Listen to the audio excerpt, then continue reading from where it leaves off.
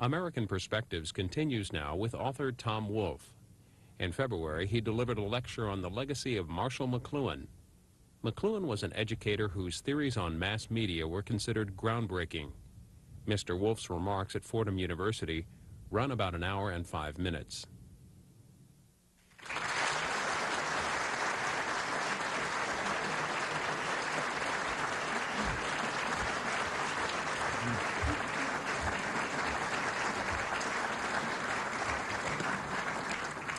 Well, thanks so much, Father O'Hare. And I have to tell you, you're much kinder to me than another prominent citizen of the Bronx, Freddie Ferrer, the borough president.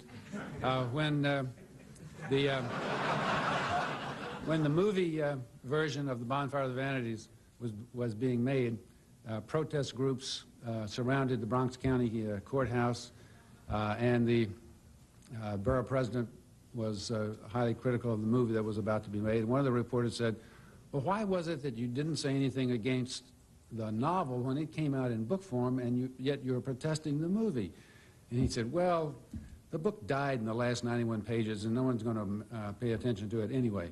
Now, that cut. That was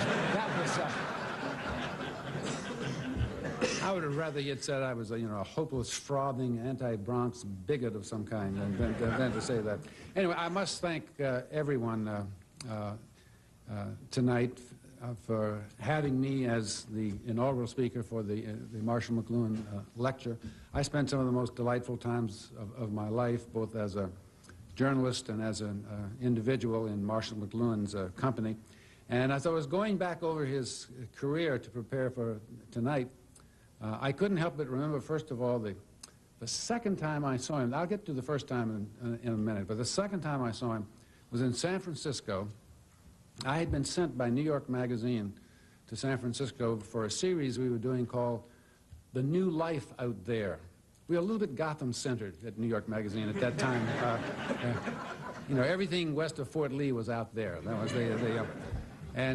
and so one of the things out there was the phenomenon that started in San Francisco of the topless restaurant, the topless bar, the topless waitress, and all of this. It just started in San Francisco. So I was there to write something about all of this because there was a big trial had begun to see whether or not it was legal for this kind of enterprise to be open publicly.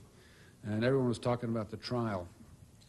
So I was there. And who should come to town but Marshall McLuhan? And I had already started collecting information for a piece on Marshall McLuhan, which was to run eventually in New York Magazine. So I had this brilliant idea. I said, I'll take Marshall McLuhan to a topless restaurant. So sure enough, that's what I did. And I was in the company of two great San Francisco boulevardiers, Howard Gossage, who was a marvelous, raffish advertising man in San Francisco, and Herb Cain, the famous columnist, the most famous columnist in West Coast history, I guess. So we were heading for a place that was called the Off-Broadway. It was just off of Broadway, the street in San Francisco in the North Beach area. So here we are, the four supposedly, the three supposedly sophisticated boulevardiers and Marshall McLuhan. We weren't quite sure what Marshall's reaction would be. So we went into none of us had ever been to a topless restaurant. Herb Cain had been to topless. Carol Dota was the girl with the first show business silicone breasts. Had a striptease place nearby, but he had never been to the restaurant. So we walk into this restaurant. It's 12:30, the high noon time for lunch. The Off-Broadway was right in the Montgomery Street section of San Francisco. That's where that's the Wall Street of San Francisco. And here we suddenly found ourselves in a large restaurant in Stygian darkness, except for spotlights which were picking out the waitresses. All of the customers were men, mostly from Montgomery Street, they were all seemed to be huddled together in these dark clothes, sort of like men in the back corner of a pornography store or something. And the lights only picked out the waitresses, who were clad, their complete clothing was what the French call a cache-sexe, we would probably call a G-string or a mini thong, and spiked high heels. That was their entire, serving food. They were carrying these trays around, and always a spotlight. There must have been a dozen of them. A spotlight followed them wherever they went. So I looked to Kane, and then I looked to Gossage to try to see, you know, how do you, to get a take on all of this. They were like I was. They were both speechless, absolutely speechless. We were all in a state of shock, except for one of us, Marshall McLuhan. Immediately, I heard Marshall say, "Well, this is very interesting. It's very interesting." And so I said, "What's interesting, Marshall?" He said, "They're wearing us." And I said, "What do you mean they're wearing us?" "They're putting us on." And I thought that was the greatest sort of Joycean pun that I'd heard in a long time. They're putting us on. And then he went, you know, we are their towel, or we're their cloak, and we are completely at the service of these objects who are walking around amongst us. So we're seated, and the waitresses, it was a little. We were all still in a state of shock because the waitresses would lean over your shoulder with these pendulous breasts and give you your salad or your soup or whatever it might be. And at this point I heard Marshall McLuhan say, "You know, these dimly lit restaurants are not gustatory experiences. It's not the sense of taste that is being appealed to." He said, "They're tactile. They're tactile." And I looked to see if he was smiling, but he wasn't. Not even the glimmer of a smile. Now began the fashion show, which went on every day at lunchtime, in which the topless waitresses would put on various lingerie mostly, and come walking through the restaurant, and there would be a patter given by a woman who seemed to be, was the master of ceremony, mistress of ceremonies, I guess, and she would say something like, "And now here is Miss Stormy Labido in a open lace chemise," and so here would come this young woman with these tremendous rouged appendices, and with sort of jutting through the openwear in the lace. Well, after a few of these had paraded by, Marshall McLuhan called over the woman who was running the show, and he says, "I have a little something for your chat between as the models come out." And she gave him a look to see whether this was some sort of wiseacre or just what. And he says, "Why don't you say that the topless waitress is the opening wedge of the trial balloon?" She gave him a skeptical look, she gave him a quizzical look, and then suddenly she looked like a ewe that had just been poleaxed in the back of the skull at the chute in the abattoir, and sort of staggered away. So you can see, not all of Marshall's puns were necessarily funny, or even remotely understandable. But two things I learned from that, that he had the ultimate poise of someone who is ready at any moment to bring the entire universe into his theoretical framework, and that he did this with humor, but his face never broke into the look of absolutely bottomless laughter. The face hardly ever changed remarkably, whether things were funny or otherwise. He was a wonderful-looking man. He was about 6 feet tall, slender features. He had the face of, I always thought of a Scottish laird. He had a small mustache, a very penetrating look, but always he had the look of someone who is out there ahead of you and is patiently waiting for you to please try to catch up. And this gave him a slightly otherworldly slightly otherworldly appearance. He could be really genuinely funny in conversation. Well, I remember once we were on the subject of Pierre Trudeau and his many victories in elections, and he said, you know, the reason Trudeau is so successful is that he has the name of a Frenchman, the mind of an Englishman, and the face of an Indian. And he said, and we all feel so guilty here in Canada about what we did to the Indians. And then on another occasion, after one of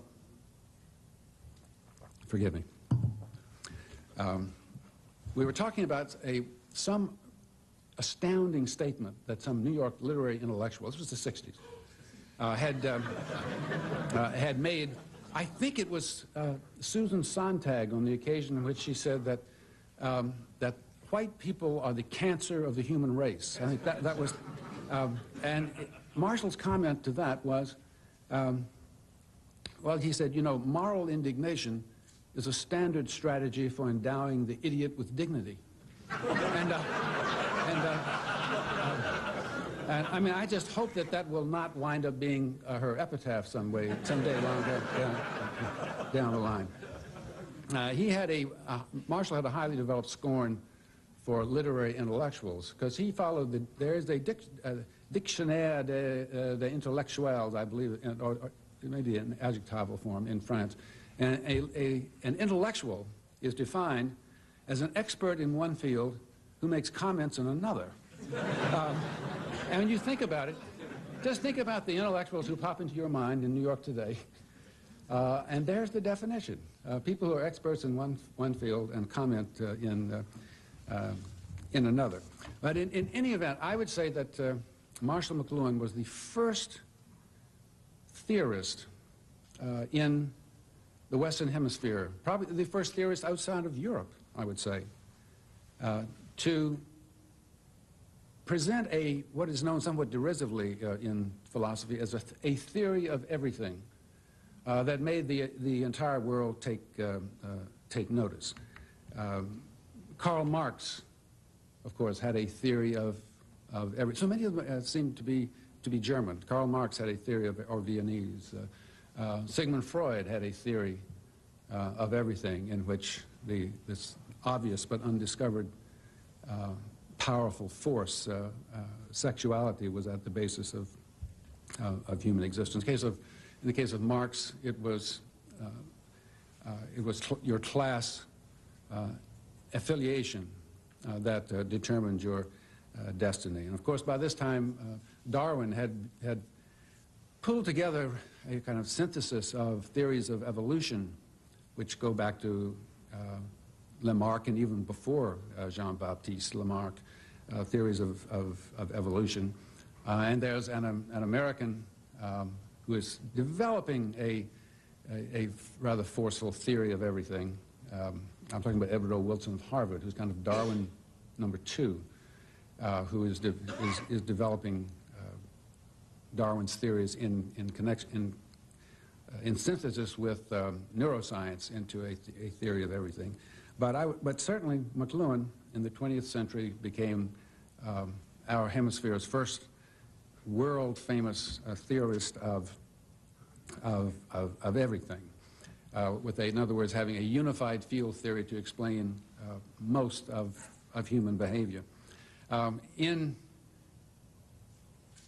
getting back to what it was that started Marshall McLuhan on this particular road, if you go back into his family history, I think, as in the case of most highly ambitious men, it's a mistake to dwell too long on the father. I think it's chercher la maman. It's what is usually the explanation in the case of ambitious, certainly of ambitious sons. And Marshall McLuhan was born to what would be considered a very typical Western Canadian family. Most of the members of the family had been farmers out in Western Canada. His own father was an insurance salesman in Edmonton when he was born. But his mother was a very remarkable woman. Her name was Elsie Hall McLuhan, and she was quite well known in theatrical circles in Canada as an elocutionist. That's a type of performer I'm not sure still exists today. An elocutionist was someone who declaimed, did dramatic readings on stage. And she was very popular in this particular role. She was from Eastern Canada, and as in this country, there's the polished, cultivated East and the slightly barbaric citizens of the western part of the country. And that was the feeling that she was very much the cultivated influence in the family. They didn't have a great deal of money. They lived a rather plain life in terms of the trappings that they could afford. But she had very high ambitions for her two sons, Marshall and Maurice. She steered them both towards intellectual pursuits. Maurice became a Presbyterian minister. But Marshall, I have a feeling, was her favorite. And after he graduated from they had by this time moved to Winnipeg, and he graduated from the University of Manitoba, which was, I think, less than a mile from where he lived.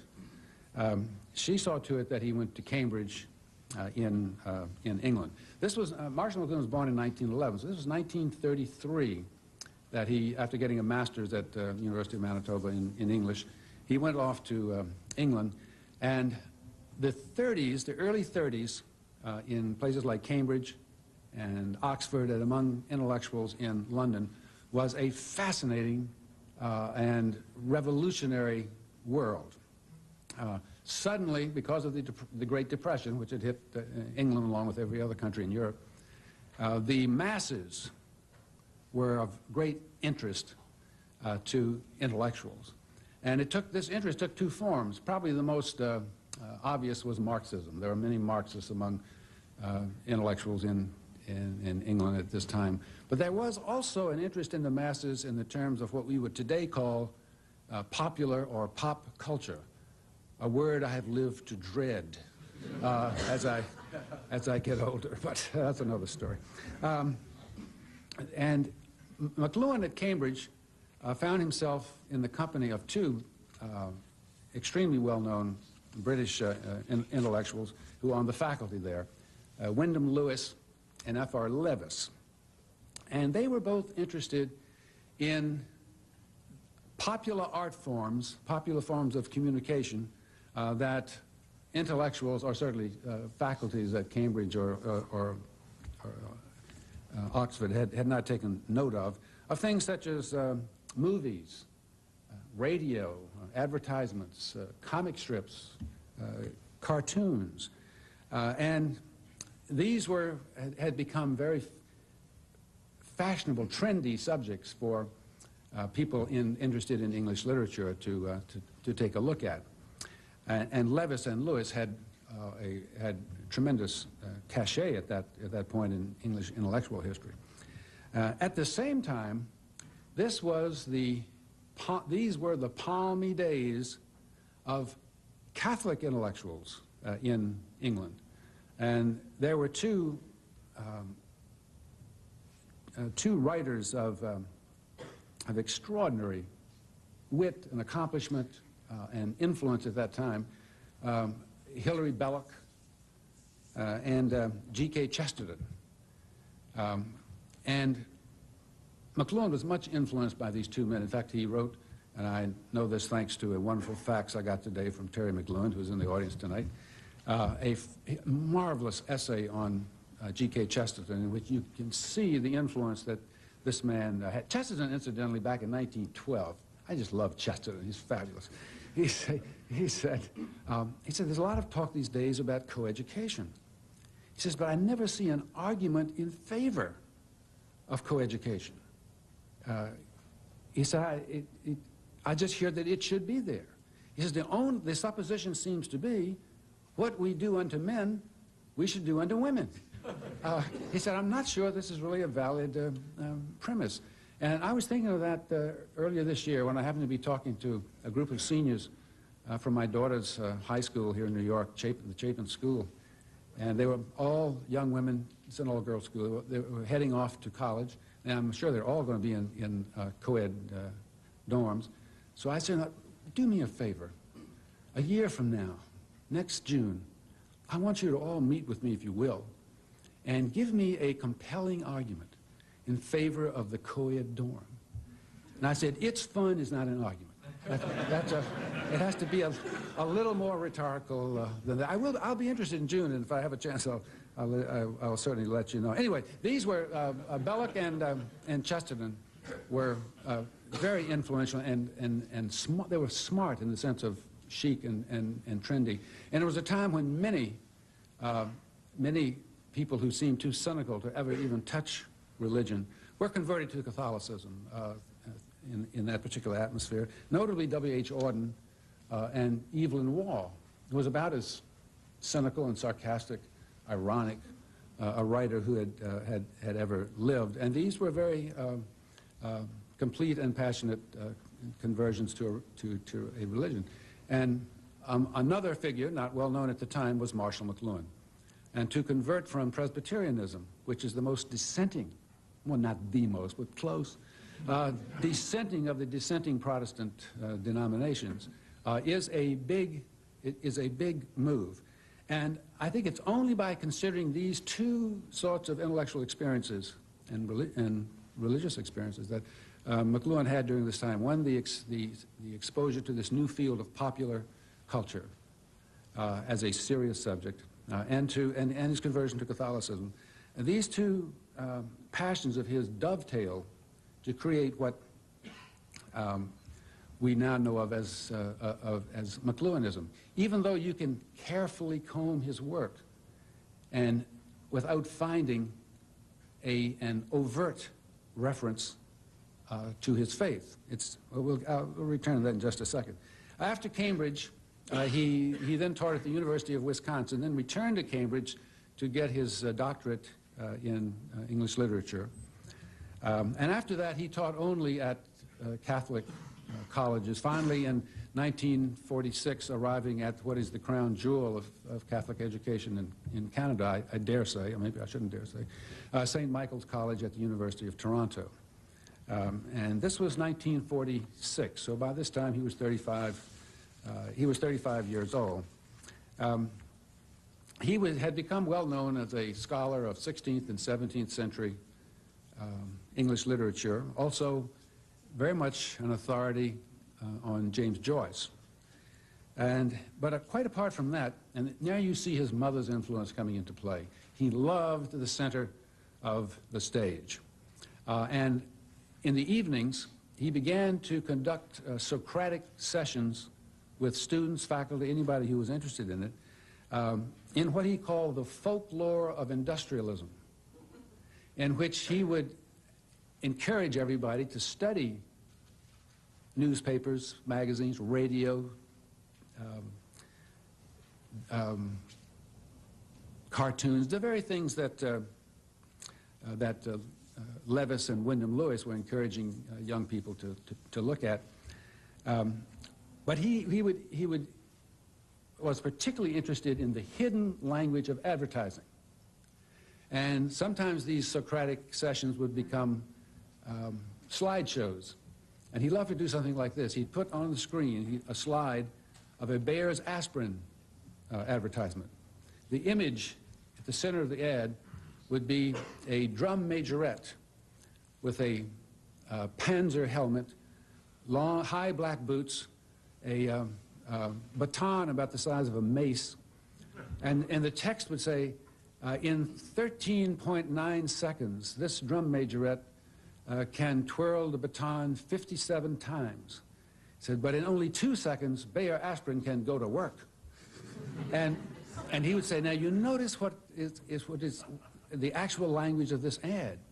He said, this is an attempt to wed the military mechanism and the jackbooted eroticism of this woman to the consumption of an across-the-counter aspirin tablet.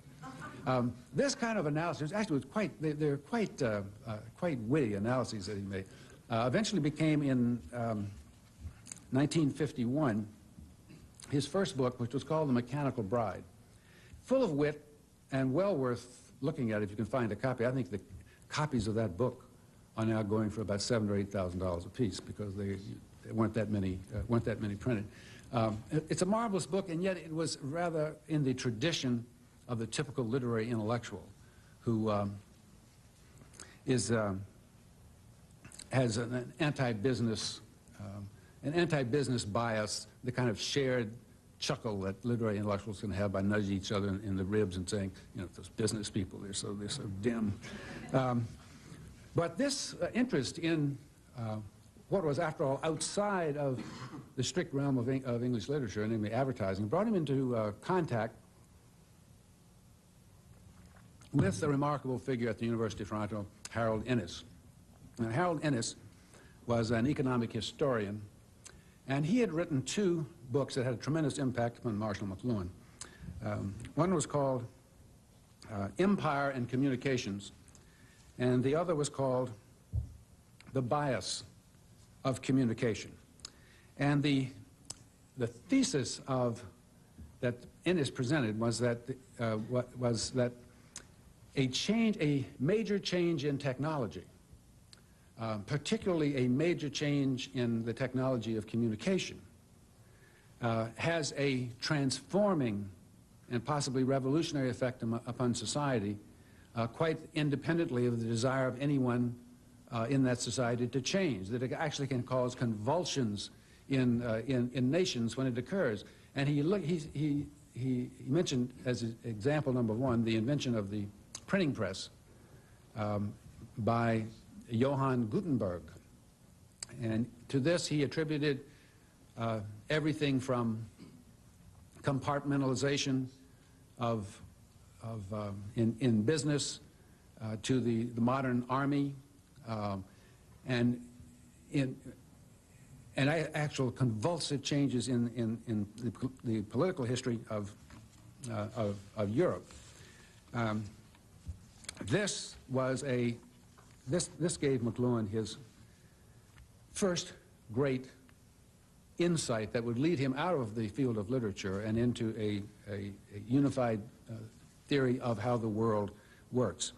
And in 1962, he wrote his first book, rather his first really influential book, his second book overall, called The Gutenberg Galaxy, and which really extended the work of Harold Innis into many fields, and gave marvelous examples of how the technology of print, which after all is a technology, the mass distribution of printed material hasn't been with us all that long, 200 years perhaps. And what this had done to the creation of so many of or the disruption of many institutions. Now in the introduction, and this becomes of real interest in just a second, he describes what he has just done in the Gutenberg Galaxy as, he said, this is a footnote to the great work of Harold Innis. Now there is a scholar not afraid to acknowledge his debts. I mean, there could not have been a more complete or gracious nod to a mentor than Marshall McLuhan made to Harold Innis. 2 years later, that was a rather esoteric book, as you'll see if you've read it or if you do read it. It takes some real close study to follow the Gutenberg Galaxy. But in 1964, he published Understanding Media. And now he took the basic insight of Harold Innis, namely that a technological change will produce changes in everything from the way an army runs to the way people think, the way they view themselves, the way they view life, the way they live in a house. He said after print comes privacy. You didn't need privacy before print. You need privacy to read print, and many other things of that sort. He carried this insight forward into the era of television. And he made this fundamental point, that print is a medium that intensifies the visual perception and at the expense of all the other senses. Now, this is his theory. These are things that really cannot be proven one way or another yet. Neuroscience has not reached the point where you can tell whether there is even a balance of the senses, such as Marshall McLuhan often described it, much less whether one sense is heightened by a particular medium. But this was the theory. Whereas television, he said, returned mankind to a pre-Gutenberg tribal existence in which all of the senses come into play once more, and one is equal to another. And he said, you may think that television is a visual medium. He said, in fact, it's an audio-tactile medium. Now, how can I explain that to you? I can't. No one can. Nobody will know if there's anything to that until neuroscience, which right now is desperately trying to figure out how the impulse of hunger gets from the stomach to the brain. Neuroscience is the most exciting field going today, but it has a long way to go. But this was his hypothesis, and Marshall was wonderful at handling critics. He would never pause to debate. He said, these are probes. He said, a pioneer makes probes. He goes into the forest. He doesn't sit there and argue about what this tree looks like that he just put a slash mark in. Now, the fact that he had moved on to television is what began to bring Marshall McLuhan such tremendous attention. For example, he said that the generation gap, now we're in the 60s now, and there was a lot of talk about the generation gap because of what was happening in music, what is happening with regard to fighting wars in Vietnam, for example, and all sorts of things. There was a generation gap. He said the generation gap is neurological. It's not ideological. He said you're looking at a generation of children who have been raised on television. You know, television did not come in as a widespread medium until probably the mid-50s in this hemisphere.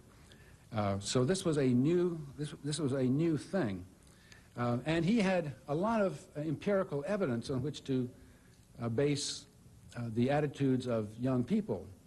In 1939, out at the University of California, no, in the UCLA, I guess it was, he had met a ravishing young actress, Corinne, who became his wife. It was literally well, not literally, it was a whirlwind marriage in which she had to telegraph from a ship to her parents the fact that she was now Mrs. Marshall McLuhan. He was heading back to Cambridge. They had 6 children, 2 sons and 4 daughters. And he used to marvel at the fact that they could play records, talk on the telephone, watch television, and listen to the radio, and at the same time do their homework. He came to the conclusion that this is a new sensory balance. This has not been seen before. While he went out to the yard to write on a ping pong table. I think he felt very much that he was in the thick of the neurological change that was going on. He felt that there was literally a new human nature.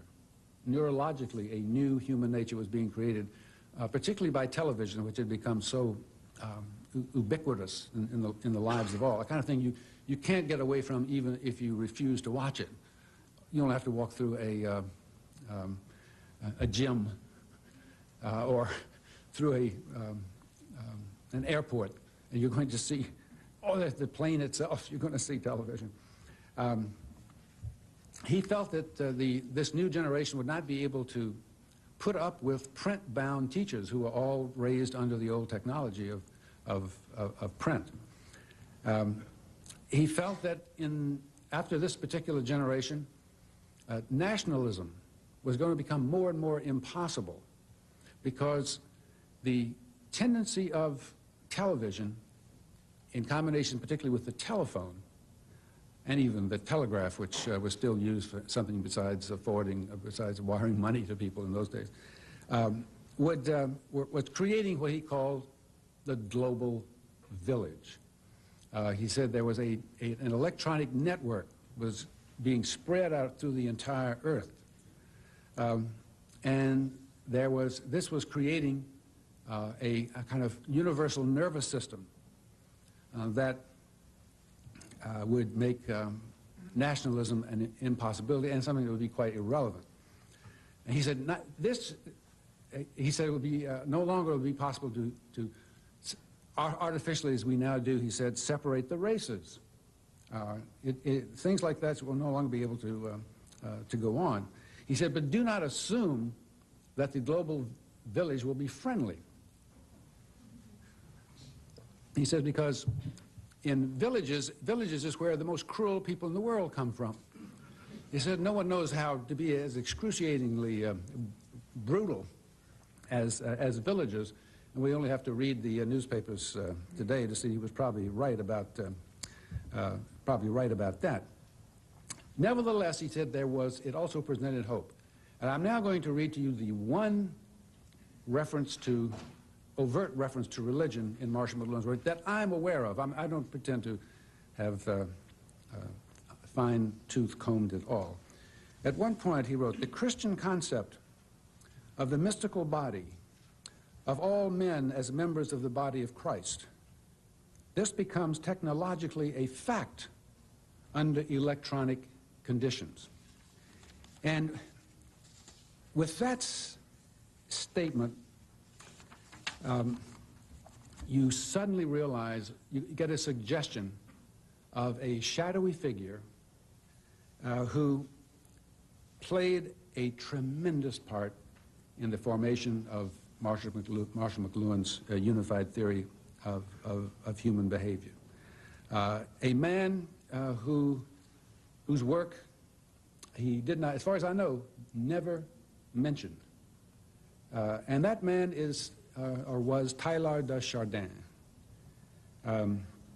Teilhard de Chardin, one of the most interesting figures in philosophy, was a paleontologist involved. He was a young man, by no means a senior member of the expedition, but I think involved somehow in the Piltdown man controversy because of a dig, I believe it was in China.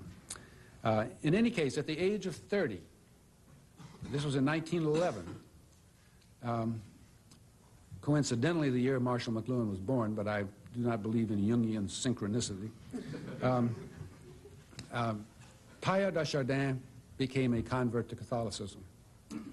And he had a fervent belief that Darwinism was God's first step in the evolution of man, and that there would be a next step which would be much more important. Now, this was at that time was very much a heterodox doctrine. He was not an apostate, but he was heterodox in his beliefs. Darwin was not within the canon of philosophical thought of the church at that point. But Teilhard de Chardin believed that there was taking place a unification of all human nervous systems, all human souls through technology. And he mentioned, and this is a really interesting part to me, he mentioned radio, television, and computers specifically, and in considerable detail, and he also talked about cybernetics. Now, his powers of prediction were astonishing, I think. He died in 1955, when television had only recently come into widespread use, and the microchip had not even been invented at this point. Computers were enormous machines some of them half the size of this room, and that you could not just go out and buy them. You had to have them custom made, and they were cumbersome and all ran with vacuum tubes, and you could stay in the room with them for about 5 minutes because of the heat from the vacuum tubes. But he was already writing about and this is a quote, "the extraordinary network of radio and television communication which already link us all in a sort of etherized human consciousness. And of, quote, those astonishing electronic computers," it's 1955, "those astonishing electronic computers which enhance the speed of thought and pave the way for a revolution in the sphere of research." He said, "This technology is creating, quote, a nervous system for humanity, a single organized unbroken membrane over the earth, a stupendous thinking machine. The age of civilization has ended, and that of one civilization," and he underlined that to italicize it, "and of one civilization is beginning." Now that unbroken membrane, this universal nervous system, he called the noosphere. N-O, O with the umlaut over it, and then sphere, noosphere. And of course that noosphere was precisely Marshall McLuhan's seamless web of experience, his global village. That one civilization was again, the global village. And Teilhard went on to write, he said, "You may think that these technologies are artificial and completely external to our bodies, but in fact they are part of the natural, profound evolution of our nervous systems. We may think we are only amusing ourselves by using them, or only developing our commerce, or only spreading ideas. In reality, we are quite simply continuing on a higher plane by other means the uninterrupted work of biological evolution." Or to put it another way, the medium is the message. That was, of course, McLuhan's way of putting it. Now, you see so much of Marshall McLuhan's theory in the work of Teilhard de Chardin, and yet he did not acknowledge it. Was this out of some selfishness on his part and a desire to cover up his debt to another man? Of course not. Here's a man who described his first book as a footnote to the work of Harold Innis. There's never been a more generous scholar that I'm aware of in academia. But he was in a kind of double bind because Teilhard de Chardin had never been able to publish any of his work during his lifetime because he was faithful to his church.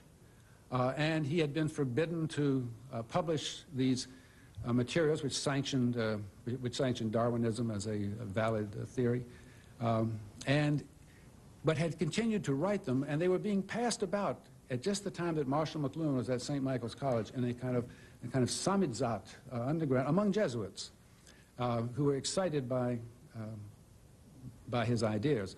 And McLuhan read those manuscripts at that time, and after Teilhard de Chardin's death, he had his books, when they were printed after his death, prominently on his shelf.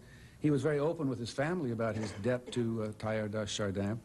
But we have to remember that Marshall McLuhan was a Presbyterian who had become a convert to Catholicism. He took his religion extremely seriously and would not brook violations of the church's standards and beliefs. He also found himself in an age in which the intellectual world, particularly the literary intellectuals, the experts in one thing who always comment on others, would looked upon religion as they look upon it even more today as some vicious seeping from a primordial past into the glorious transparency of modern life. It was tactically speaking, would have been a blunder of the greatest magnitude to get across these thoughts under the rubric of their religious validity. So because of this double bind, he did not acknowledge Teilhar's great influence, nor did he cast it in religious terms. But suddenly, I mean, I think he was heading towards that. When he talked about the global village, he was really, I think, thinking of now the possibility was at hand. Technologically, it was at hand for the unification of all human souls. And some other heterodox Christians, the Gnostics, believed that the apex of every human soul was the light of God, and that it was the duty of all Christians to unify this light somehow. And I think that was, I never asked Marshall McLuhan about this. I think that was, I'm not calling him a Gnostic now, but I think that was also on his mind. Anyway, his theory, because it did concern television, began to attract widespread attention in American business circles, because suddenly television was the most important advertising medium that had ever been invented. And Marshall McLuhan, in understanding media, was in effect telling such people, you don't understand media.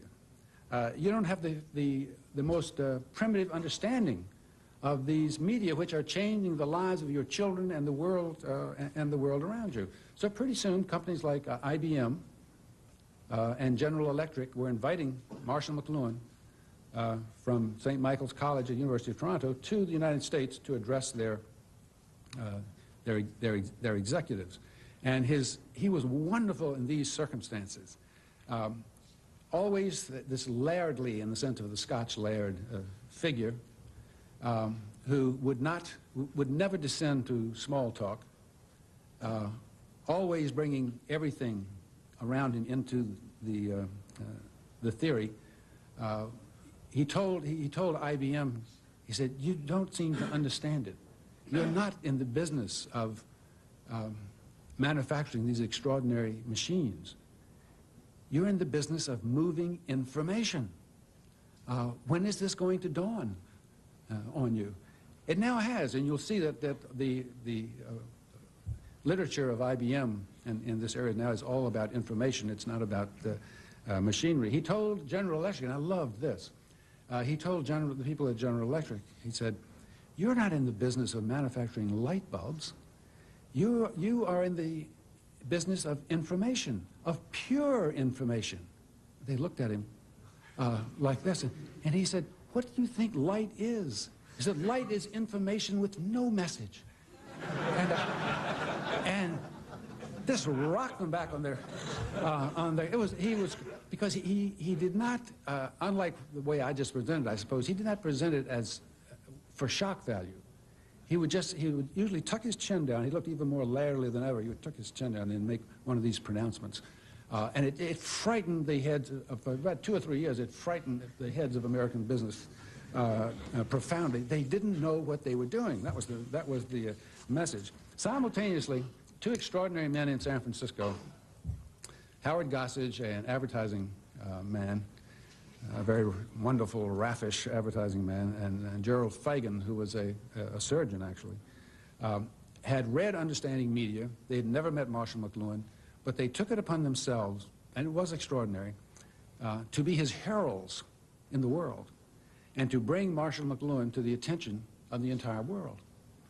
They felt his ideas were that important. So one of the things they did, and this is how I first met Marshall McLuhan, they brought him to New York to introduce him to the media. And the first day he was supposed to be there, he didn't come. And Gossage got on the telephone and said, Marshall, why aren't you here? There's everyone waiting for you. And he said, well, you get a cheaper rate if you wait until Friday and stay over Saturday on the airplane. And he said, but Marshall, you're not even paying for it. We're paying for it. But this is one of the things I loved about Marshall McLuhan. He never changed to try to be a part of these strange worlds that were suddenly becoming interested in him. He remained somebody who felt that he was on the faculty at St. Thomas College at the University of Toronto.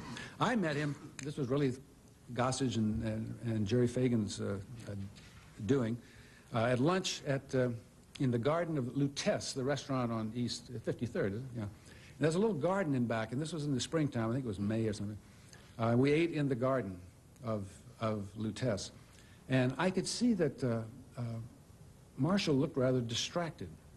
And again, he was not distracted. He was out ahead somewhere, waiting for our lips to stop moving so that we might catch up with where he was. And finally, he rather absent-mindedly, he made a gesture toward the towers of New York that were rising up all around us in this garden on 53rd Street.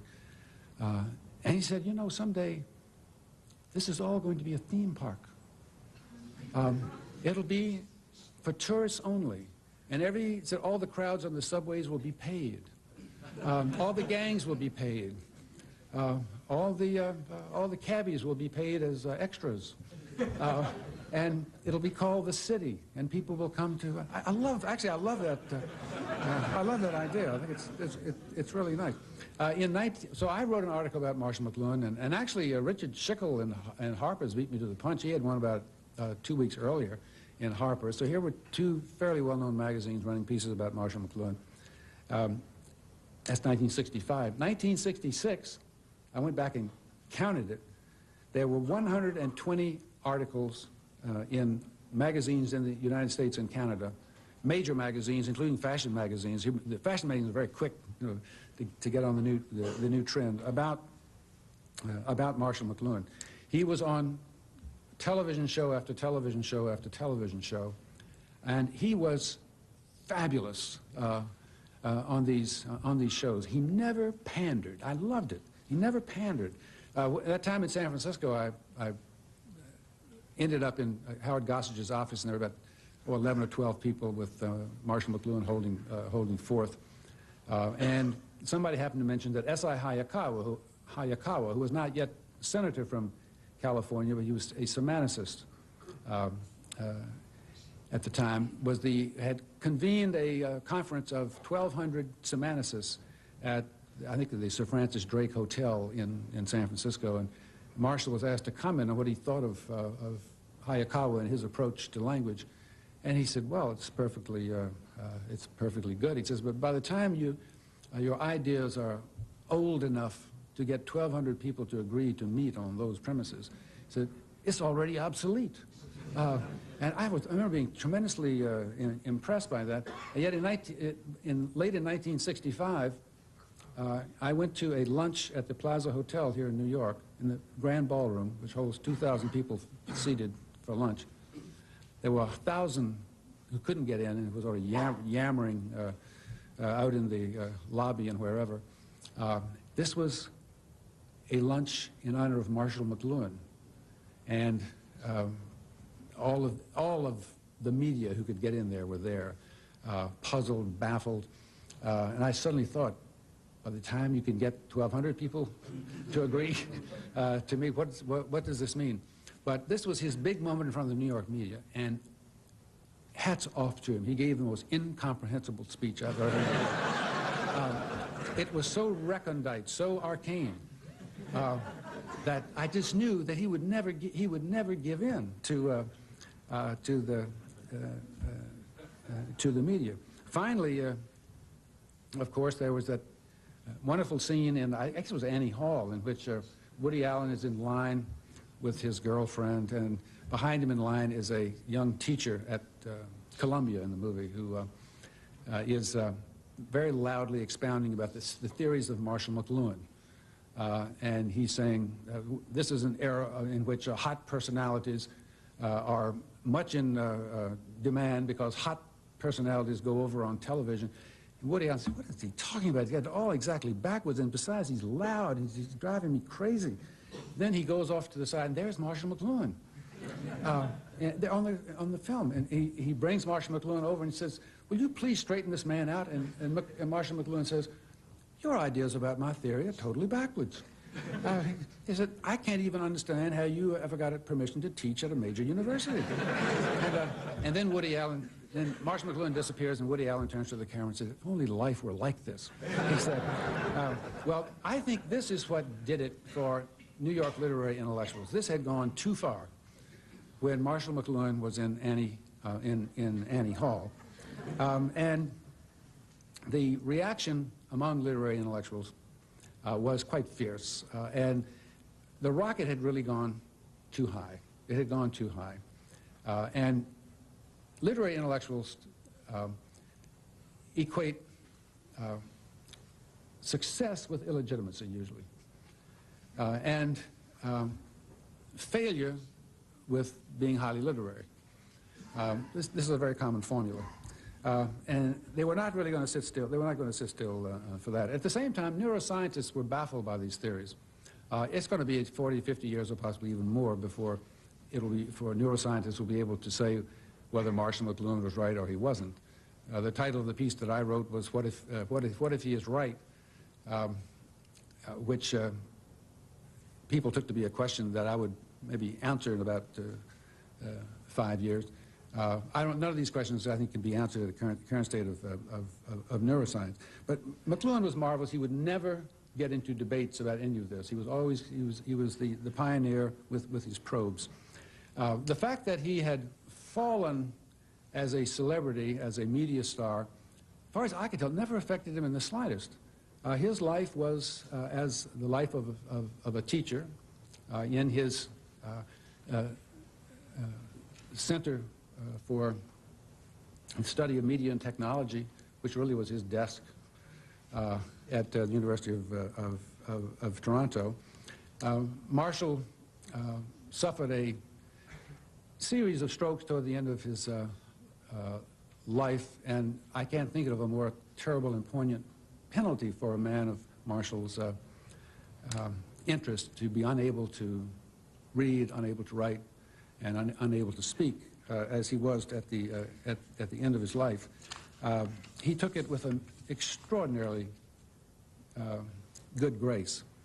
I think Marshall was one of those few people who really understand that you have to think about death as well as life, and you have to accept its reality. The one thing that I regret about Marshall's life was that he did not live long enough to see the computer turned into a communications medium. The computer was there, but the internet wasn't. Think of how recent an invention the internet is. What, 1991, 92? When were people first able to get online?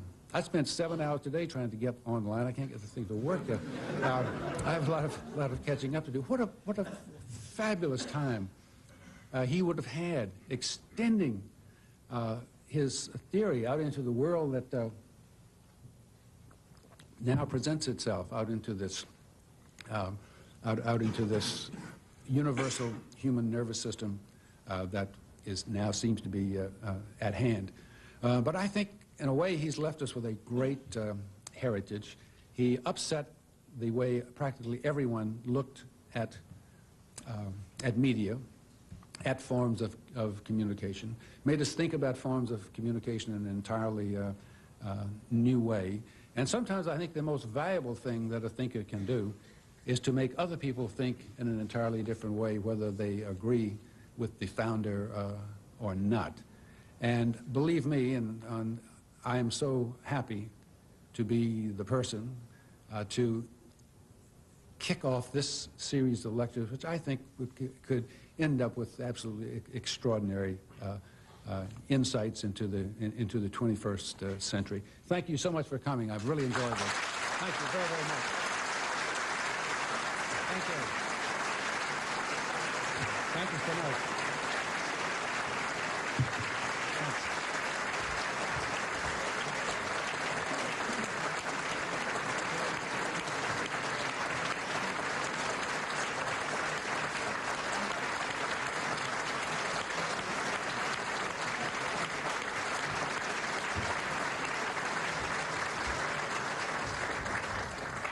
Thank you, Mr. Wolfe. We're very grateful. That was very interesting, entertaining, scholarly, and instructional. Now, Mr. Wolfe has agreed to answer a few questions. I'm going to ask, if you do have a question, to come up to this mic here to my left. And if you would just identify yourself and keep your question brief, we'll have a few minutes for questions. So if you do have a question, please come up to the mic. Are there questions? I have a question. Yes. Do I have to go all the way there? Nah, you get a special exemption. I've got a... The thing that doesn't seem to get answered to me is what is communication without the technology? That is, Marshall McLuhan made us aware how the media affected our psychically and even psychologically and perhaps even physically and scientifically. But there was communication prior to technology. What was that communication? How did it affect man's thinking? Because man did think, and there was creativity, and I don't see why we don't have a relationship between the essence of communication and technology as it accelerates communication. Well, he often, McLuhan often talked about communication under tribal conditions in which there is no extra form of communication other than the verbal and visual signals. And he had many interesting thoughts about tribes. He said it's impossible to pull off a scam in a tribe. You can only do that with forms of communication such as television and radio and other things which tend to bring the message into another area. But all of this was against the backdrop of the kind of communication you would have had in this country in colonial days, for example, in which everything had to be, almost every communication had to be face to face. Please, you go there. Bob Dobbs. As a true Menippean satirist, Marshall would answer that question using the motif that language was the first technology. In light of that, he talks about Teilhard de Chardin in lectures in academic journals that are published late 50s, early 60s, and he attributes to Teilhard de Chardin the insight that electricity was a biological event. He gives him that much. Then he goes on to talk about Teilhard de Chardin as science fiction. The reason he does that is that Marshall laid out an inventory in Gutenberg Galaxy and Understanding Media of the effects of the electric situation. And the effects were attitudes and concepts as well as percepts and lifestyles. And one of the effects of the electric environment was to have the notion of the noosphere. So he considered Teilhard de Chardin a knee-jerk reflex reaction to the of the electric environment, and that's why Marshall hoiked up separateness in his first counterblast of 1954 and found a role for books following in the steps of Finnegan's Wake to show that visual separateness was an anti-environment to the electronic implosion that Teilhard de Chardin was acting out, where the effects preceded the causes. Any comment? But as Frank Lloyd Wright used to say, well, there you have it.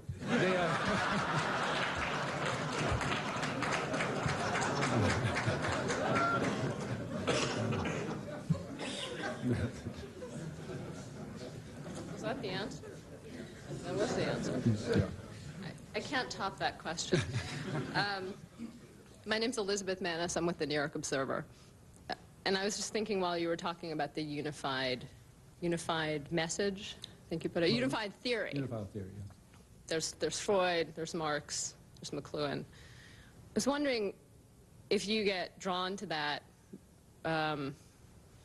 because, to me at least, what a unified message means is that there's a narrative going on. No, I have a unified theory of my own.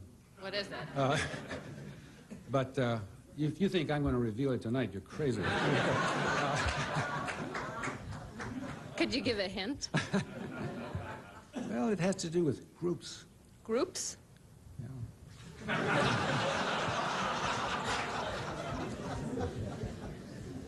Is that all you're going to tell us? For now. Okay.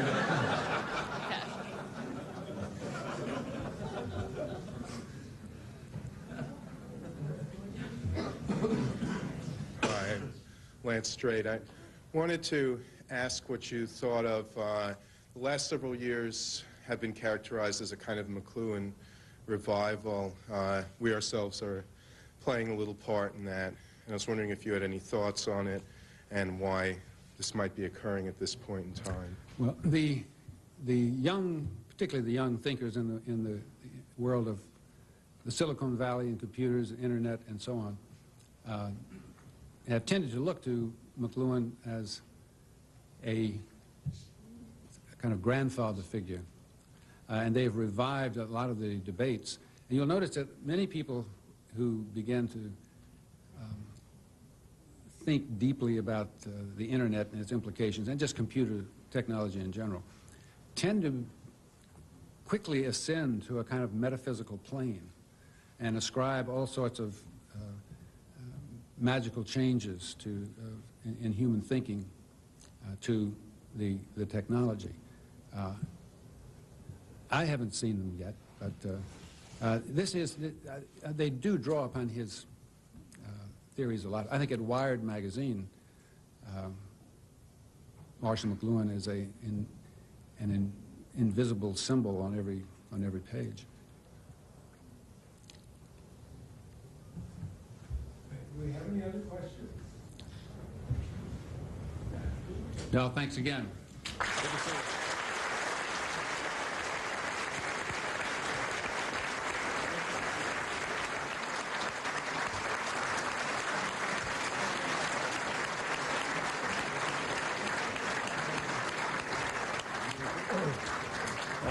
Thank you all for coming, and thank you again, Mr. Wolfe, for a fine performance.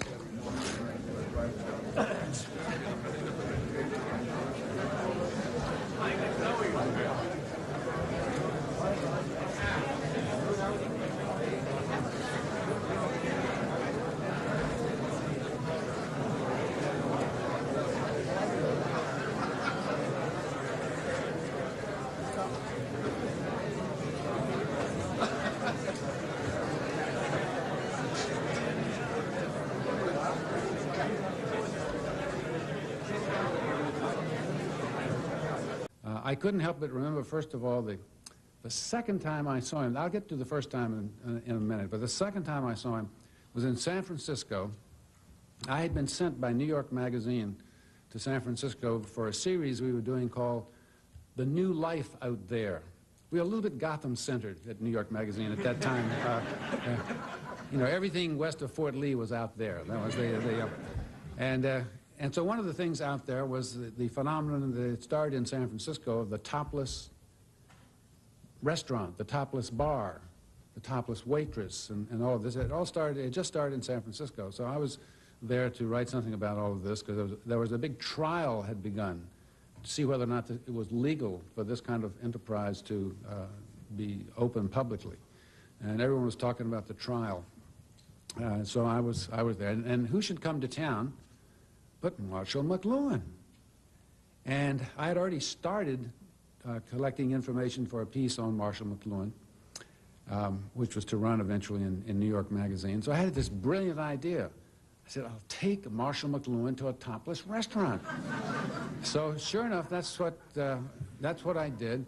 And I was in the company of two great San Francisco boulevardiers, Howard Gossage, who was a marvelous, raffish advertising man in San Francisco, and Herb Cain, the famous columnist, the most famous columnist in West Coast history, I guess.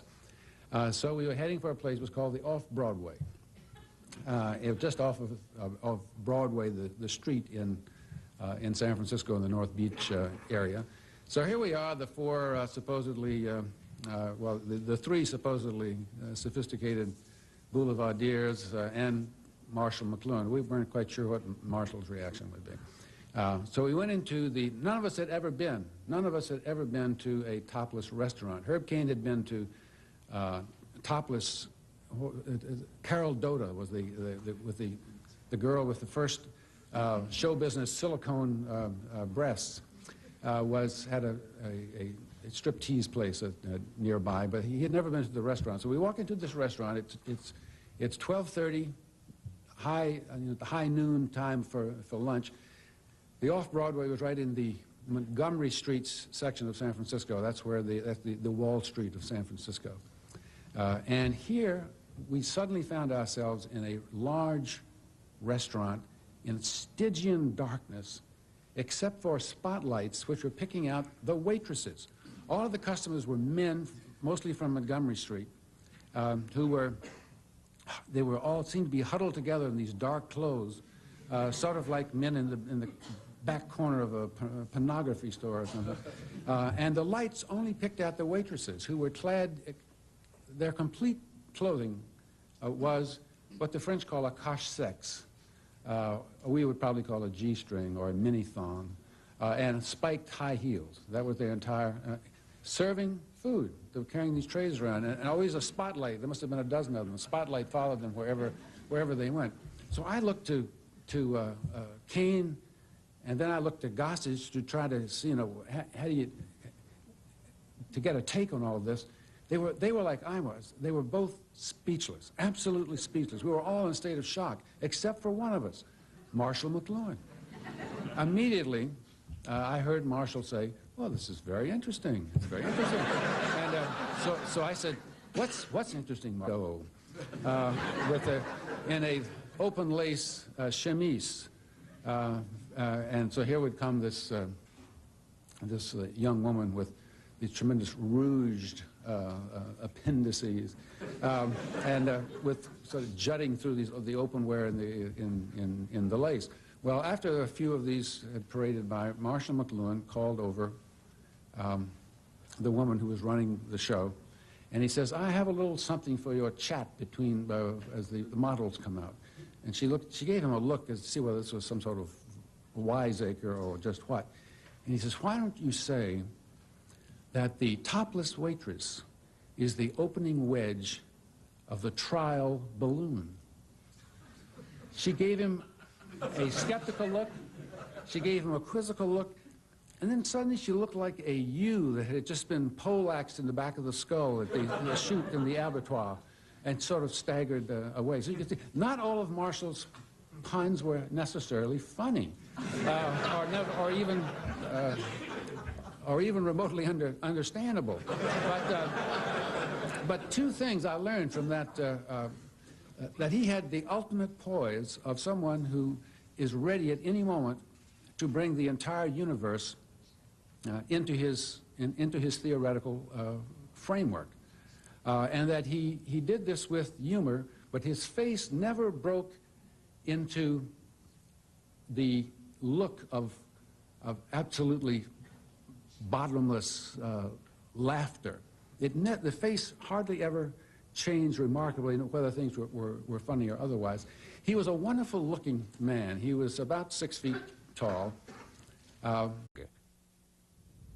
American Perspectives continues now with author Tom Wolfe. In February, he delivered a lecture on the legacy of Marshall McLuhan. McLuhan was an educator whose theories on mass media were considered groundbreaking. Mr. Wolfe's remarks at Fordham University run about an hour and 5 minutes.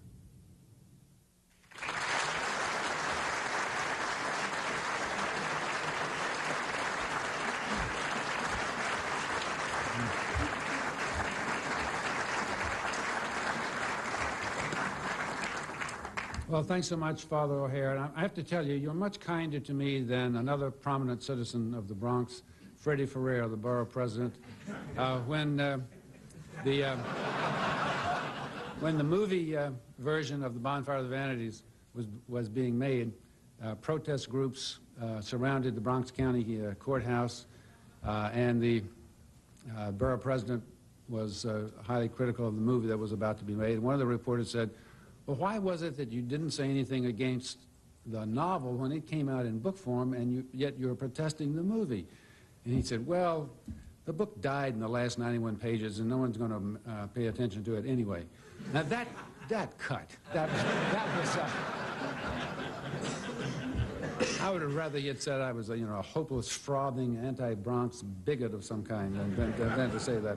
Anyway, I must thank everyone tonight for having me as the inaugural speaker for the Marshall McLuhan lecture. I spent some of the most delightful times of my life, both as a journalist and as an individual in Marshall McLuhan's company.